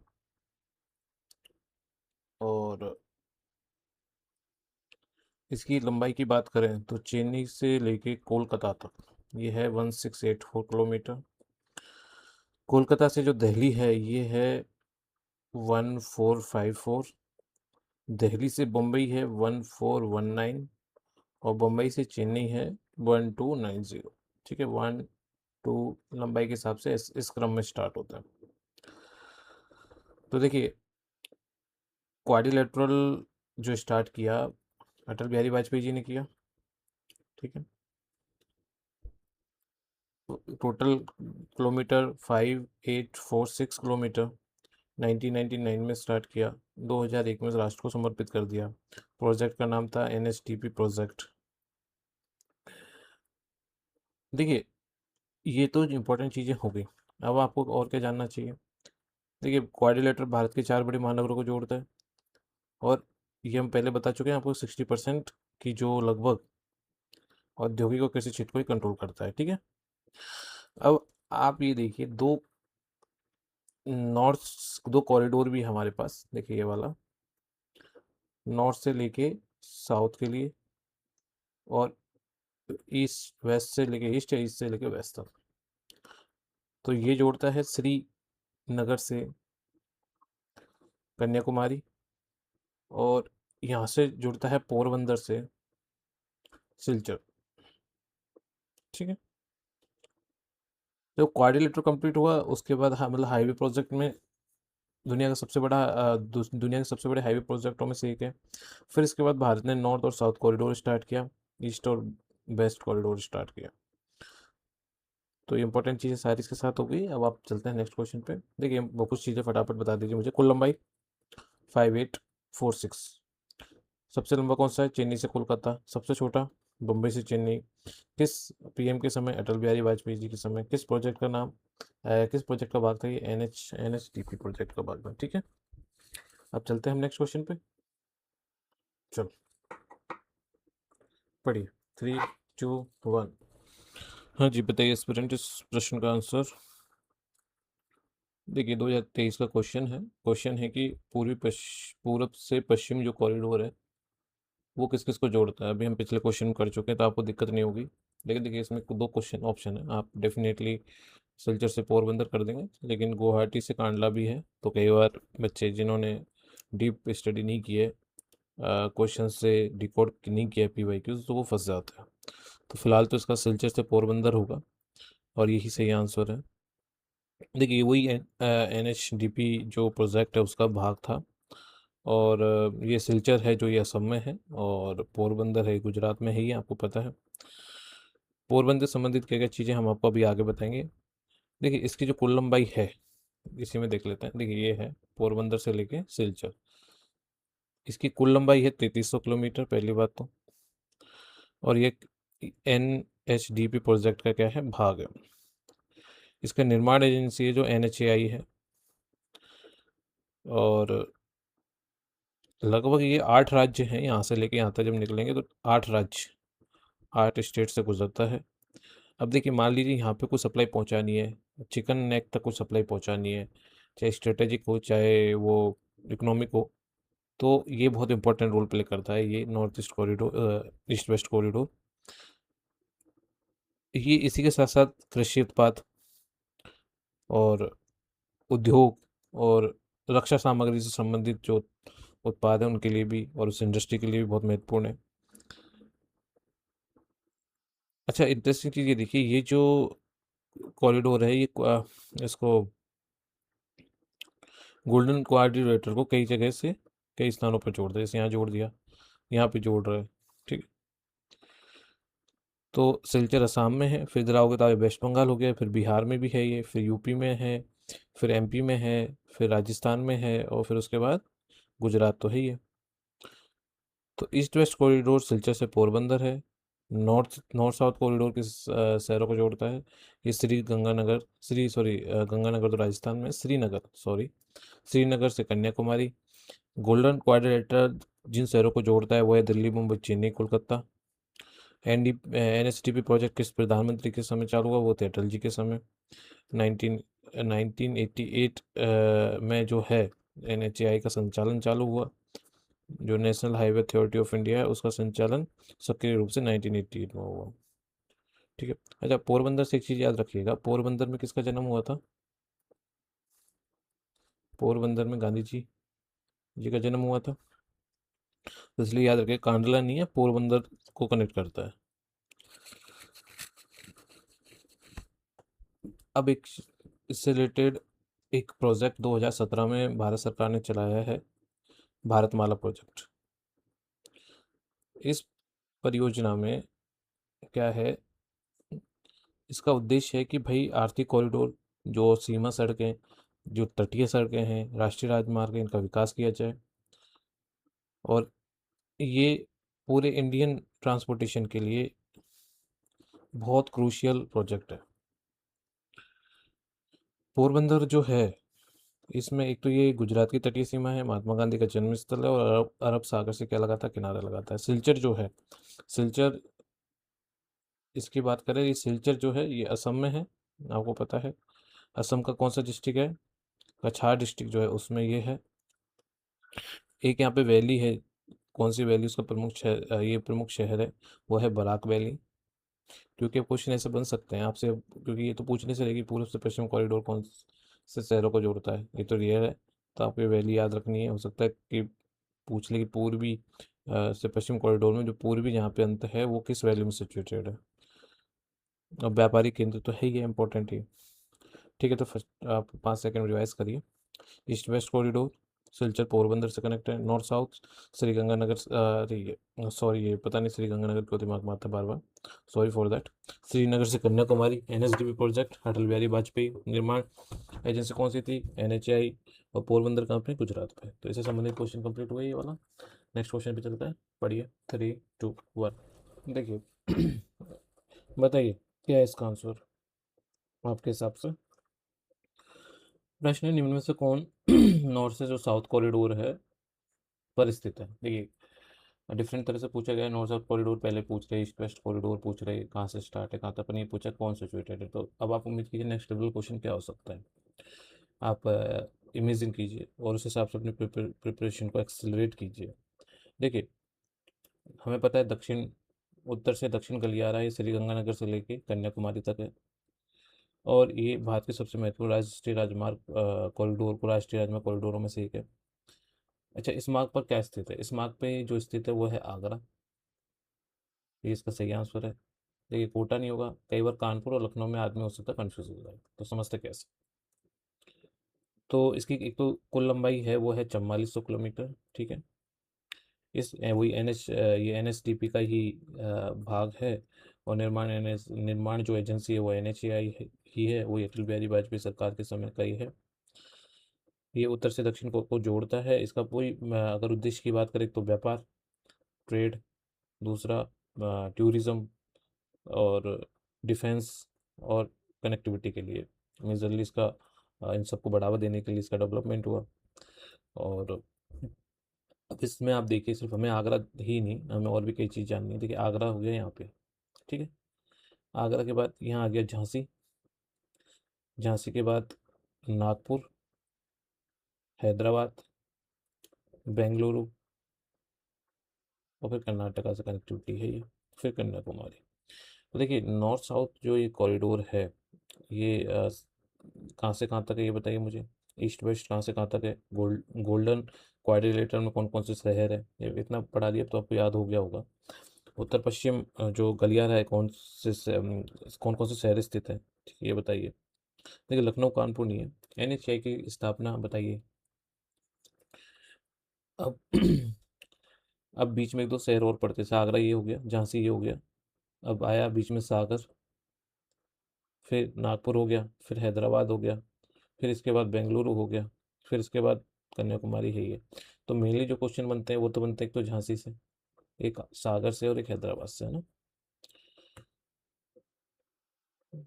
तो फटाक से नॉर्थ नॉर्थ साउथ कॉरिडोर और ईस्ट वेस्ट कॉरिडोर और गोल्डन ट्रायंगल को दिमाग में फटाक से देख लीजिए ताकि ये चीज़ क्लियर हो जाए। क्वेश्चन टफ नहीं है लेकिन डिफरेंट तरीके से पूछा गया है। पढ़िए नेक्स्ट क्वेश्चन पढ़ते हैं तो। पढ़िए 3 2 1। हाँ तो बताइए इसका आंसर क्या है। देखिए आप देख रहे हैं क्वेश्चन का लेवल कैसे बढ़ रहा है। पहले पूछा कॉरिडोर उत्तर से दक्षिण क्या है, फिर पूछ रहे हैं कि अभी बताओ भाई साहब कि उस पर कौन कौन से स्थान थे, कौन कौन से बड़े शहर है। अभी कह रहे कि उत्तर से दक्षिण में क्रम बन रहा है उसका निर्धारित कीजिए। तो ऐसे क्वेश्चन आगे आप उम्मीद कीजिए, ये सीरीज समझिए और फिर आगे क्या क्वेश्चन बन सकते हैं ये आप उम्मीद कीजिए, एक्सपेक्ट कीजिए कि क्या है। दिमाग की घोड़ी दौड़ाइए, अगर दिमाग की घोड़ी दौड़ाने के लिए आपके पास समय है तो, क्योंकि स्थिति ऐसी है अभी कि सोशल मीडिया आपके दिमाग के घोड़े दौड़ने देगी नहीं। टेक्नोलॉजी ने आपको इतना जकड़ लिया है, आपको इंटरनेट ने इतना जकड़ लिया है कि आप अपने दिमाग के घोड़े दौड़ा ही नहीं पाओगे। क्यों? क्योंकि वो आप जैसे घोड़े चलते हैं वैसे ही आपके घोड़े की जो कंट्रोल है वो कोई और ले लेता है और आप वहाँ जाते हो जहाँ पे वो ले जाना चाहते हो। चलो देखिए क्वेश्चन है उत्तर से दक्षिण गलियारे पर स्थित नगरों को उत्तर से दक्षिण के क्रम में व्यवस्थित कीजिए। तो देखिए सबसे पहले कौन सा आता है, आगरा, ठीक है। फिर उसके बाद कौन सा आता है, ग्वालियर, ठीक है। उसके बाद नागपुर, उसके बाद कृष्णागिरी, ठीक है। तो देखिए हमें पता है उत्तर से दक्षिण गलियारा पढ़ ही रहे तब से कि भाई ये श्री नगर से और कन्याकुमारी जाता है और इसके बीच में ये क्रम है। अगर इसके बीच में और भी शहर है जैसे ये श्रीनगर हो गया, ये दिल्ली हो गया, और यहाँ पे हो गया आगरा, यहाँ हो गया ग्वालियर, यहाँ हो गया ग्वालियर जो ऊपरी पड़ जाता है, आगरा थोड़ा ऊपर है, यहाँ ग्वालियर है क्योंकि झांसी में ये दोनों मिलते हैं। फिर पड़ा नागपुर, फिर इसके बाद आया हैदराबाद, फिर इसके बाद आया बेंगलुरु, और फिर इसके बाद आता है कृष्णागिरी, ठीक है। अच्छा कृष्णागिरी जो है वो है यहाँ पे, आप ये देखिए मैं अगर हम दिखाएं आपको तो ये जो जगह है, इस जगह, ये तमिलनाडु का ये जो हिस्सा है ये कृष्णागिरी डिस्ट्रिक्ट है, जो कर्नाटका से भी कनेक्ट है और आंध्र प्रदेश से भी कनेक्ट है। तो अब आपको और भी इम्पोर्टेंट शहर देखने, नॉर्थ ईस्ट सॉरी ईस्ट से वेस्ट वाले पे और नॉर्थ से साउथ वाले पे। तो इनमें ये सारे फैक्ट आपको जितने भी हैं, अब जैसे अगर हम ये कहें गोल्डन क्वाड्रिलेटरल और नॉर्थ से साउथ क्वाड्रिलेटरल कहाँ मिलता है तो वो है आगरा, ठीक है, यहाँ पे। और नॉर्थ से साउथ और ईस्ट से वेस्ट जो कॉरिडोर है, ये कॉरिडोर और ये कॉरिडोर कहाँ मिल रहा है, यहाँ पे, ये झांसी। देखिए नागपुर के बारे में कुछ इंटरेस्टिंग फैक्ट ये है कि नागपुर जो है ये यहाँ भारत का जिसे जीरो माइल कहते हैं वो यहाँ पे है। अब देखिए जीरो माइल की कहानी ये है कि जब 1907 की समथिंग की बात है, अ, तो ब्रिटिश काल में यहाँ एक सर्वे हुआ जिसे बोले ग्रेट ट्रिग्नोमेट्रिकल सर्वे, और उसमें माना गया कि नागपुर क्या होगा, जीरो माइल। मतलब इस स्थान को अंग्रेजों ने पूरे देश का क्या माना, सेंटर, ताकि यहाँ से हम दूरियां दूरियां माप सकें, ठीक है, दूरियां मापने का सेंटर। यहाँ पे एक बालू का पत्थर है और एक खंबा है, अ, उसके चारों ओर मतलब चार घोड़े की मूर्तियां बनी हुई हैं, जिसे देश का क्या मानते हैं, केंद्र का प्रतीक माना जाता है। ठीक है दिखा देते हैं आपको। देखिए यहाँ पे आपको दिख रहा होगा कि नागपुर क्या लिखा हुआ है, 0 किलोमीटर रेली। और ये जो है ये वो जीरो माइल्स की स्टेच्यू है, ये खंबा और ये चार हॉर्स, ये नागपुर में। तो 0 miles per question in future बन सकता है। और नागपुर को ये उत्तर से दक्षिण और दक्षिण पूर्व से पश्चिम दोनों दिशा के जो परिवहन नेटवर्क का प्रमुख एक तरह से जंक्शन भी है। आगरा कई बार बार बार इसलिए आ रहा है क्योंकि आगरा में गोल्डन क्वाड्रिलेटरल और नॉर्थ साउथ कॉरिडोर है। यहाँ पर इन दोनों का जंक्शन है। कृष्णागिरी जो है, कृष्णागिरी की बात करें तो कृष्णागिरी क्या है, लॉजिस्टिक हब है। ठीक है। और ये बेंगलोर और चेन्नई का जो इंडस्ट्रियल कॉरिडोर है उससे कनेक्टेड है। कई बार बच्चे इसमें आगरा को नीचे, ग्वालियर को ऊपर रख देते हैं, तो ये पहले ध्यान रखना, आगरा ग्वालियर में कन्फ्यूजन हो सकता है, तो आपको आगरा ऊपर रखना है। सबसे उत्तर में आगरा है। ठीक है। इस इन जो ऑप्शन में दिए हैं, तो इससे रिलेटेड ये सारी चीज़ें हैं। अब अपन नेक्स्ट क्वेश्चन पे चलते हैं। देखिए, इन क्वेश्चन से शहर ज़्यादा रटिए मत। बड़े बड़े शहरों को आप इस नॉर्थ से साउथ कॉरिडोर और ईस्ट से वेस्ट कॉरिडोर पे हैं, उनको एक बार नज़र में बिठा लीजिए और उनको याद कीजिए किस स्टेट में। तो हो सकता है एक ही स्टेट के सारे वो दे दे, तब आपके लिए थोड़ा टफ हो जाएगा। हम नेक्स्ट संभावना ये बनती है। तो नेक्स्ट क्वेश्चन पे चलते हैं फिर अपन। पढ़िए। 3, 2, 1। हाँ जी, बताइए इसका आंसर। उत्तर से पश्चिम और पूर्व से उत्तर से दक्षिण और पूर्व से पश्चिम जो कॉरिडोर है, जो सुपर हाईवेज का जो मिलन है, वो कहाँ होता है, कहाँ उनका जंक्शन है। तो ये हम आप कई बार पढ़ चुके हैं पहले, झांसी है, काफ़ी बार रिपीट हो रहा है। तो देखिए, इसमें हमको बस ये याद रखना है कि क्वाड्रिलेटरल का जो जंक्शन है वो है आगरा। ठीक है। नागपुर 0 माइल्स, झांसी नॉर्थ से कॉरिडोर्स का जंक्शन है। बाकी सारे फैक्ट आपको पहले वाले क्वेश्चन में कर लिए, तो फालतू में आपका समय वेस्ट करने से आपको मतलब है नहीं। अ, आगरा में जो गोल्डन क्वाड्रिलेटरल जो है, गोल्डन क्वाड्रिलेटरल और कॉरिडोर में से नॉर्थ साउथ कॉरिडोर का यहाँ वहाँ पे जंक्शन है। चलो नेक्स्ट क्वेश्चन पे चलते हैं। पढ़िए। 3, 2, 1। हाँ जी, बताइए क्या इस क्वेश्चन का आंसर। कंफ्यूज हो होंगे आप थोड़ा सा इसमें ना। देखिए, क्वेश्चन है, निम्नलिखित भारतीय मानचित्र पर पूर्वी तट बंदरगाहों की स्थिति है 1, 2, 3, 4 को प्रदर्शित कीजिए। पर यहाँ पे मानचित्र तो है ही नहीं, तो देखिए मानचित्र हम बना देते हैं आपके लिए।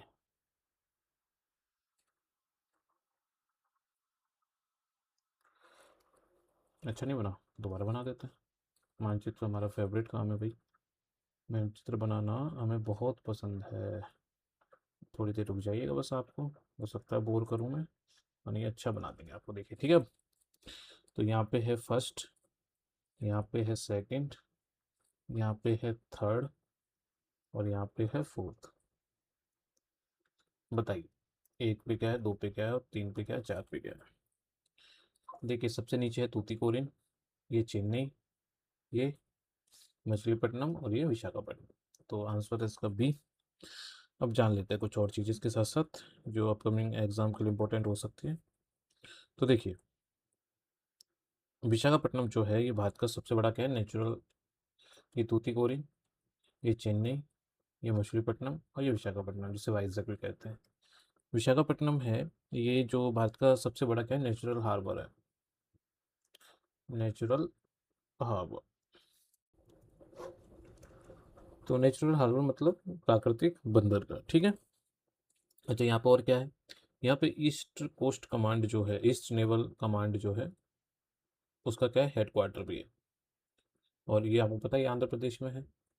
ठीक है। अब बात करते हैं चेन्नई की। तो चेन्नई ये आर्टिफिशियल हार्बर, कृत्रिम बंदरगाह, और तमिलनाडु में है ये। तूतीकोरिन की बात करें तो ये डीप सी, क्या है, डीप सी पोर्ट है।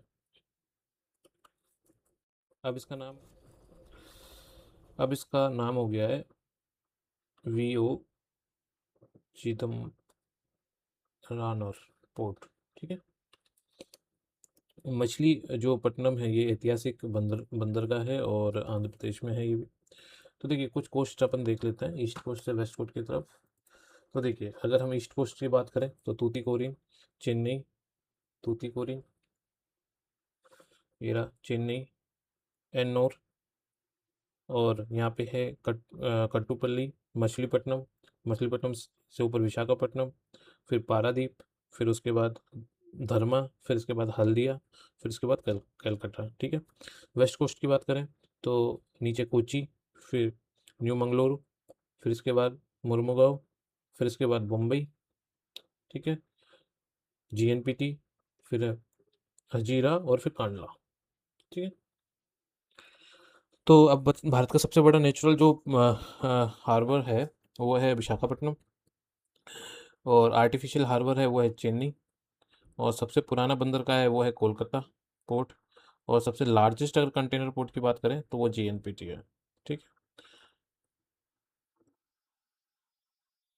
और आप मुझे कुछ बताइए, ईस्ट जो ईस्टर्न नेवल कमांड है उसका मुख्यालय कहाँ पे है? वो विशाखापट्टनम में। ठीक। तो फास्ट से रिवाइज कर लेते हैं, बताइए मुझे। सबसे दक्षिण में कौन सा है? तूतीकोरिन, फिर चेन्नई, फिर मछलीपट्टनम, फिर विशाखापट्टनम। नेचुरल हार्बर कौन सा है? विशाखापट्टनम। आर्टिफिशियल हार्बर कौन सा है? चेन्नई। ठीक है। तो ये दोनों ईस्ट वेस्ट कोस्ट पे जो भी बंदरगाह हैं, मेजर पोर्ट आपको याद होनी चाहिए, क्योंकि आगे क्वेश्चन इससे और भी बन सकते हैं। चलते हैं नेक्स्ट क्वेश्चन पे, पढ़िएगा। 3, 2, 1। हाँ जी, बताइए इसका आंसर आपके हिसाब से क्या होना चाहिए। देखिए, ये एक तरह से हैदराबाद से बेंगलुरु को जोड़ने वाला राष्ट्रीय राजमार्ग कौन सा है? अब आप सोचेंगे कि भाई ऐसे कितने राजमार्ग याद रखेंगे अपन, तो देखिए ऐसी बात नहीं है। ये क्वेश्चन है नॉर्थ से साउथ कॉरिडोर से रिलेटेड। तो ये नेशनल हाईवे 44 ही है इसका। और देख, आप जब आप इसका मैप देखने समझ में आएगा। नेशनल हाईवे 44 जो है वो इंडिया का सबसे लॉन्गेस्ट हाईवे है। ये नेशनल हाईवे 44 का मैप है। यहाँ से स्टार्ट हुआ श्रीनगर से और ये गया कन्याकुमारी, जिसे अपन नॉर्थ से साउथ कॉरिडोर भी कहते हैं। तो ये कहाँ कहाँ से, देखिए आप श्रीगंगानगर चल रहा है, फिर इसके बाद दिल्ली, फिर इसके बाद आगरा, फिर इसके बाद नागपुर, इसके बाद हैदराबाद, इसके बाद बेंगलुरु, और इसके बाद कन्याकुमारी। हमने कृष्णागिरी पढ़ा था पहले, शलीम पर देख लिया था। तो ये इस मैप से आपकी पूरी इमेज क्लियर होगी। किन किन राज्यों से गुजरता है? देखिए, जम्मू कश्मीर हो गया, ठीक है, पंजाब हो गया, हरियाणा हो गया, हरियाणा के बाद दिल्ली, राजस्थान से नहीं गुजरता, ध्यान रखिएगा, कर सकते हैं। फिर हो गया दिल्ली के बाद उत्तर प्रदेश, फिर मध्य प्रदेश, फिर उसके बाद महाराष्ट्र, फिर उसके बाद तेलंगाना, फिर उसके बाद आंध्र प्रदेश, फिर उसके बाद कर्नाटका, फिर उसके बाद तमिलनाडु। कुल मिला के कितने हो गए? 11 स्टेट से निकलता है ये। अच्छा, 2010 में क्या हुआ था? नेशनल हाईवेज की री नंबरिंग हुई थी। ठीक है। उसमें पुराना जो नेशनल हाईवे 7 था और अब पुराना नेशनल हाईवे 1 थे, इनके कुछ भाग मिलाकर नया नेशनल हाईवे क्या बना दिया? National highway 44। वह तो इंपॉर्टेंट नहीं है, पुराना याद रखना, प्रेजेंट का याद रखिएगा। भारत का दूसरा सबसे बड़ा जो नेशनल हाईवे है वो है पोरबंदर से सिलचर वाला, जिसको अपन क्या बोलते हैं? ईस्ट से वेस्ट कॉरिडोर। ठीक है। तो भारत का सबसे लंबा हाईवे 44 हो गया। दूसरा सबसे लंबा हाईवे जो है वो है 27, नेशनल हाईवे 27। ठीक है। ये और जीरो माइल्स आपको बताए वो भी इसी पे। जीरो माइल्स, अब देखिए नागपुर यहाँ पे है तो जीरो माइल्स भी यहाँ पे है। Golden triangle, golden golden quadrilateral का जो हमने स्वर्णिम चतुर्भुज था उसका जो जंक्शन था वो कहाँ पे बताया था आपको? आगरा पे। और नॉर्थ से साउथ और ईस्ट से वेस्ट कॉरिडोर का जंक्शन झांसी। तो सबसे लंबा जो हाईवे ये हो गया 44, और दूसरा सबसे लंबा हाईवे 27। और अगर मैं आपसे पूछूं कि बेंगलुरु किस हाईवे पे, तो आप बता देंगे 44। ठीक है। 27 का हमने बताया आपको ईस्ट से वेस्ट कॉरिडोर है ये। तो देखिए 44 सबसे लंबा। बेंगलुरु और हैदराबाद को जोड़ने की बात इस क्वेश्चन में की थी, तो कि बेंगलुरु हैदराबाद ये रहा और बेंगलुरु ये रहा, तो यहाँ से कनेक्टिविटी इसकी है। तो डेफिनेटली आंसर हो जाएगा इसका 44। चलो चलते हैं नेक्स्ट क्वेश्चन पे। ये एक्चुअली वैसे क्वेश्चन सिर्फ नॉर्थ ईस्ट से वेस्ट और नॉर्थ से साउथ कॉरिडोर वाले टॉपिक से ही है, पर इसने बस हाईवे पूछ लिया। उसमें आपको सारे हाईवे याद नहीं रहते, ईस्ट से वेस्ट, नॉर्थ से साउथ, और ये जो गोल्डन क्वाड्रिलेटरल है इसका आपको स्वर्णिम चतुर्भुज के ही आपको नेशनल हाईवे याद करने हैं। ठीक है। चलते हैं नेक्स्ट क्वेश्चन पे। पढ़िएगा। 3, 2, 1 बताइए। देखिए क्वेश्चन 2013 का है और ये पुराने जो नेशनल हाईवेज उनके नंबर के हिसाब से, तो आज इस समय रिलेवेंट क्वेश्चन है। अभी आप इसको मत करिए क्योंकि आपको कन्फ्यूज़न हो जाएगा अगर इनको आप याद करेंगे। तो जो पुराने हो गए तो उनको याद करने को मतलब बनता नहीं है। 2010 से पहले के जो नेशनल हाईवे थे उनके क्वेश्चन है, तो बदल गए। तो अभी लेटेस्ट आप देख लीजिए। मैंने तो अपन डिस्कशन कर ही रहे थे कि भाई article national highway, sorry, national highway 27 आपको बताए थे। देखिए 27 ये जा रहा नेशनल हाईवे, ठीक है। और 44 जो है वो ये जा रहा। एक 48 और याद रखिएगा, 48 ये रहा। तो आपको यही मेजर हाईवे याद रखने, और कोई इंपॉर्टेंट होगा तो आपको और आगे हम बता देंगे। चलते नेक्स्ट क्वेश्चन पे, पढ़िए। 3, 2, 1। हाँ जी, तो बताइए इसका आंसर क्या है। सम्मिलित कीजिए। घाट है और उनका मिलान है। देखिए घाट जो होते हैं ये एक तरह से दो पर्वतों के बीच का निकलने वाला हिस्सा होता है, जो कनेक्टिविटी के लिए बहुत बेहतर होता है। क्योंकि आप देखेंगे अपने राजस्थान में उदयपुर में चारों तरफ जो गिरवा हिल्स है उसके बीच में घाट बने हुए हैं, तो कनेक्टिविटी के लिए वो आसान होता है। और कई इंटरेस्टिंग बात है, बहुत खूबसूरत दृश्य भी देखने को मिलता है आपको वहाँ पे। तो आपको मिलान करना है कौन सा घाट किससे है, किस किस की कनेक्टिविटी देता है। तो बताइए इसका आंसर आपके हिसाब से क्या है। देखिए भोर घाट जो है ये है मुंबई और पुणे के बीच में। ये है मुंबई और पुणे के बीच में। गोरम घाट आपको पता है अपने राजस्थान में, उदयपुर, सुरई और जालोर की कनेक्टिविटी होती है इससे। पाल घाट जो है ये है कोयम्बटूर और कोच्चि के बीच में। मैं पढ़ा था जब आपको बता रहे थे वो नीलगिरी हिल्स में, तब हमने बताया था कि पलक्कड़ जो पास है वो ये है। और थाल घाट जो है, थाल घाट ये है नासिक और मुंबई के बीच में, ठीक है। तो एक एक घाट के बारे में जान लेते हैं। भोर घाट जो है ये वाला, भोर घाट जो है ये महाराष्ट्र में, एक तो मुंबई और पुणे की कनेक्टिविटी है। पश्चिमी घाट का इस सबसे प्रसिद्ध क्या है, दर्रा है, प्रसिद्ध दर्रा। पश्चिमी घाट जो है ये रहा, पश्चिमी घाट इसका सबसे प्रसिद्ध दर्रा है। और ये मुंबई को किससे जोड़ता है, दक्कन के पठार से जोड़ता है, ऐसे कनेक्टिविटी बिठाता है। थाल घाट की बात करें तो थाल घाट भी जो है, थाल घाट जो है ये भी महाराष्ट्र में है। ये मुंबई से हो गया नासिक के बीच में, ठीक है। और इसमें रेल और सड़क की दोनों की कनेक्टिविटी है। रेल भी की कनेक्टिविटी भी है और सड़क की भी है। अभी हम आपको महाराष्ट्र के घाट का फोटो दिखाएंगे, भोर घाट का, आप देखिएगा उसमें कितना खूबसूरत दृश्य है। पाल घाट या पलक्कड़ गैप बोलते हैं इसको, ठीक है। ये केरल से और तमिलनाडु के बीच की कनेक्टिविटी प्रोवाइड करता है, स्पेशली कोयम्बटूर और कोच्चि के बीच की। ये पश्चिमी घाट में, डेफिनेटली पश्चिमी घाट में दर है। और ये 30 से 40 किलोमीटर की इसकी प्राकृतिक दर है। और दक्षिण भारत का क्या है, ये महत्वपूर्ण घाट दर्रे में से है। और गोरम घाट जो है ये अपने राजस्थान में है, और ये उदयपुर, सिरोही, जालोर के बीच की कनेक्टिविटी प्रोवाइड करता है। और अरावली हिल्स का तो हिस्सा ही है, अरावली पर्वतमाला के बीच में स्थित है। तो महाराष्ट्र में तो ऐसे याद करते हैं। अब थोड़ा ट्रिक याद दिलाते हैं आपको। देखिए भोर में कहाँ गए हम, भोर में गए पुणे, ठीक है। फिर थाल में क्या किया, थाल में हमने किया नाश्ता, तो नासिक। फिर पाल कहाँ है, केरला, तो पलक्कड़, ठीक है। और गोरम बचा राजस्थान। अच्छा, अगर ये पलक्कड़ डैम जो है, पलक्कड़ घाट जो है, सॉरी, पलक्कड़ गैप जो है, इससे क्या होता है, एक तो साउथ वेस्ट मानसून है ना, उसकी एंट्री होती है। यहाँ रेलवेज की कनेक्टिविटी है और नेशनल हाईवेज भी यहाँ पे है। ये तीनों गुजरते हैं, इसलिए इसलिए इसको क्या बोलते हैं, गेटवे ऑफ किसका, केरला। ये देखिए आपको दिखाते हैं।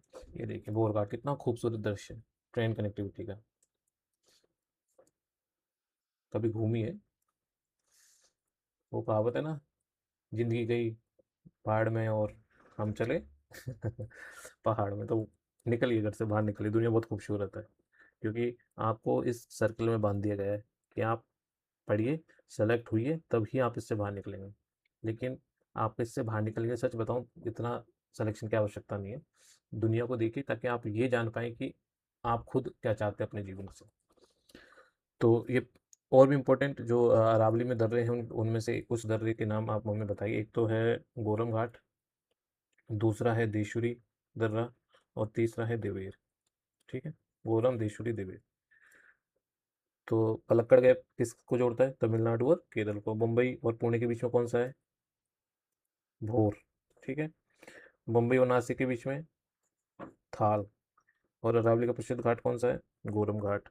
दक्षिण पश्चिम मानसून कहाँ से एंटर होते हैं? पलक्कड़ गैप से। भारत का सबसे महत्वपूर्ण प्राकृतिक गैप कौन सा माना जाता है? ये नेचुरल गैप। तो वो इंपॉर्टेंट हुआ। नेक्स्ट क्वेश्चन पे चलते हैं। 3, 2, 1 बताइए। पारादीप बंदरगाह कहाँ स्थित है? काफी पढ़ा है तो बता दीजिए इसका आंसर। देखा ही, इतना ही मैप में दिखा दिया हम आपको, तो वैसे रट जाना चाहिए आप पे। हाँ सही बताया, डी। ठीक है। देखिए, ये उड़ीसा का एक जिला है, जगत सिंह, जगत सिंहपुर। ठीक है, इसमें स्थित है।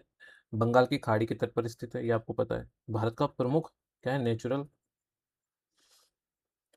वे डीप वाटर क्या है? बंदरगाह। Natural plus deep water. 1966 में इसका निर्माण हुआ। भारत का जो सबसे बड़ा कोयला निर्यातक बंदरगाह इसको माना जाता है। यहाँ पे पाया जाता है कोल। कोल का निर्यातक, आयरन और कोयला, उर्वरक, पेट्रोलियम उद्योगों का बड़ा व्यापार है। उड़ीसा, झारखंड और छत्तीसगढ़ के जो खनिज क्षेत्रों का ये क्या माना जाएगा? समुद्री द्वार। ठीक है। पारादीप से याद कीजिए, उड़ीसा प्लस डीप पोर्ट। ठीक है। भारत का पहला ये मेजर पोर्ट है पारादीप, जो मेजर पोर्ट फर्स्ट, जो स्वतंत्र भारत में बनाया गया था, इसलिए 1966 में बनाई। और पहला स्वतंत्र भारत में बनाया गया मेजर पोर्ट है। इसी कारण इसको भारत की आधुनिक जो बंदरगाह है, विशेष स्थान, आधुनिक बंदरगाहों में इनका स्थान है और वो भी विशेष है। ठीक है। अब चलते हैं, कुछ इंपॉर्टेंट पोर्ट्स को देख लेते हैं। तो मैप से देखते हैं चीज़ को। देखिए, अगर हम वेस्ट बंगाल की बात करें तो वेस्ट बंगाल में कौन कौन से पोर्ट हैं? तो वेस्ट बंगाल, ये रहा वेस्ट बंगाल में है कोलकाता और हल्दिया। ठीक है। अब है उड़ीसा। उड़ीसा में पारादीप हो गया, एक हो गया धामरा, दूसरा है गोपालपुर। अब बात करते हैं अपन आंध्र प्रदेश की। तो आंध्र प्रदेश में वाइजैग, विशाखापट्टनम, काकीनाडा और कृष्णापट्टनम। ठीक है। तमिलनाडु में चेन्नई हो गया, एन्नौर हो गया। ठीक है। एक हो गया तूतीकोरिन, जिसका भी हो गया वी ओ चिदम्बरनार, चिदम्बरार। ठीक है। ये तूतीकोरिन। यहाँ Kollam, Chennai, Mangalore, new Mangaluru, Mormugao, JN P port, Mumbai और कांडला। तो पारादीप किस राज्य में? करेक्ट, उड़ीसा। पारादीप पोर्ट किस खाड़ी पर स्थित है? बंगाल की खाड़ी। उड़ीसा का सबसे प्रमुख पोर्ट पारादीप। आयरन और एक्सपोर्ट पारादीप से होता है। स्वतंत्रता स्वतंत्र भारत में निर्मित पहला मेजर पोर्ट पारादीप। ठीक है। तो अब शायद आपको ये चीज़ दिमाग में बैठ गई होंगी। कई बार पारादीप को हम आंध्र प्रदेश में समझ लेते हैं, गलत समझते हैं। एक ये डीप वाटर मेजर पोर्ट है पारादीप, जो है डीप वाटर मेजर पोर्ट। ठीक है। अब मुझे राज्यों का नाम बताइए। पारादीप किस में है? उड़ीसा। विशाखापट्टनम आंध्र प्रदेश। चेन्नई तमिलनाडु में है, ये तूतीकोरिन भी तमिलनाडु में। कलकत्ता या Haldia west Bengal. Kochi Kerala. New Mangaluru Karnataka. Mormugao Goa. JNPT Maharashtra. Kandla Gujarat. ये है मेजर पोर्ट अपने इंडिया में। ठीक है दोस्तों। अब चलते हैं नेक्स्ट क्वेश्चन पे। और ये क्वेश्चन आपका ज्योग्राफी का लास्ट क्वेश्चन है, इसके बाद हमारी इंडियन ज्योग्राफी कंप्लीट हो जाएगी। तो इसका फटाक से और पूरे जोश से जवाब दे दीजिए, ताकि हम इंडियन ज्योग्राफी की सारी PYQs 2003 से लेके 2024 को ये कह सके कि भाई साहब हमने कंप्लीट कर लिए हैं। तो बताइए इसका आंसर। 3, 2, 1। तो बताइए इसका आंसर क्या है? कौन सा राष्ट्रीय राजमार्ग राजस्थान से बीकानेर तथा जैसलमेर शहरों से होता हुआ पंजाब से गुजरता है? देखिए, 2003 का क्वेश्चन है। हमने आपको बताया कि 2010 में री नंबरिंग होगी थी हाईवेज की। तो ये क्वेश्चन उस हिसाब से इंपॉर्टेंट रहता नहीं है, आपको इसको बिल्कुल भी दिमाग नहीं लगाना। लेकिन हमें याद करना है कि राजस्थान में कौन कौन से नेशनल हाईवेज गुजरते हैं। तो तो ये नेशनल हाईवेज हम आपको करंट इकोनॉमिक सर्वे और करंट अफेयर्स की क्लासेस में करवाएंगे, इसलिए परेशान होने की जरूरत नहीं है इनको लेके, क्योंकि ये फैक्चुअल चीज़ें ज़्यादा रटने से काम चलेगा नहीं, याद भी होने से रहे आपको। आपको बस याद रखने के भारत में east west corridor, north north south और ईस्ट वेस्ट कॉरिडोर और स्वर्णिम चतुर्भुज कौन कौन से हाईवेज हैं। तो इसी के साथ हम आज अपनी क्लास को कंक्लूड करते हैं और आपको बधाई कि आपने अपने सारे इंडियन ज्योग्राफी के सारे PYQs 2003 से लेके 2024 तक बड़े पेसेस के साथ और अपनी मेहनत के साथ कंप्लीट किए।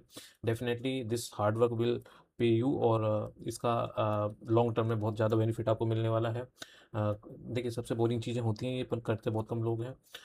अपन स्टैंड अप कॉमेडियन वाले टीचर है नहीं, तो आप अपने काम की बातें करिए और काम की बातों से चीज़ें, एग्जाम पास करिए और निकलिए फटाक से।